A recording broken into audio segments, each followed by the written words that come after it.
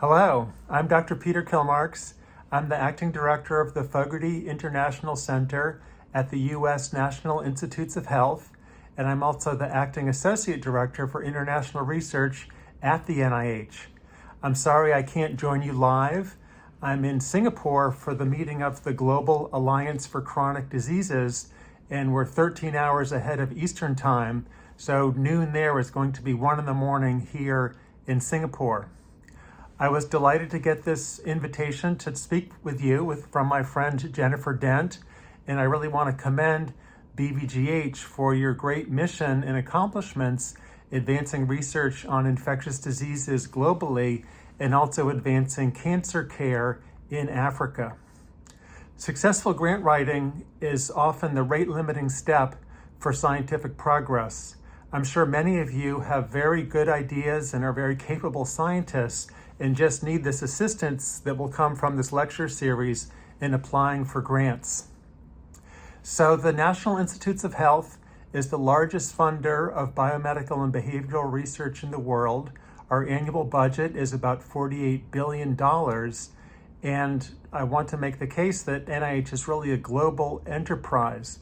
When we looked a few years ago at all of the publications that are funded by the NIH, more than a third of them, 35% of those publications, have a non-US affiliated co-author. So it's a very global enterprise. And we also saw that those publications with both US and non-US co-authors had a higher scientific impact than the papers that had US authors only. There's nearly 20,000 collaborations around the world, international collaborations that are funded by the NIH, including many in lower and middle income countries. There's 27 institutes and centers at the NIH. I'm sure you've heard of the biggest of those, the National Cancer Institute and the National Institute of Allergy and Infectious Diseases. And those two in particular have very active global collaborations and support for research. The Fogarty International Center, where I'm working, is the smallest of the institutes and centers at NIH, but we collaborate with all the other ones, and our mission is to support the global partnerships for NIH and then to support training and capacity building in lower income countries. So please look us up and subscribe to our newsletter. Our funding newsletter comes out every week, and we have information about funding opportunity announcements from the NIH, but then also from many other funders.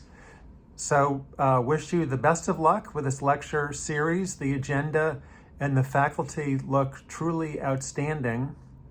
We are especially interested now at NIH in promoting equity in our global health research partnerships. And we think that the best way to do that, to level the playing field, is to provide funding directly to lower income country researchers and research institutions. So we look forward to your successful applications and to partnering with you to address the world's greatest health challenges, and as we see them, also the world's greatest research opportunities.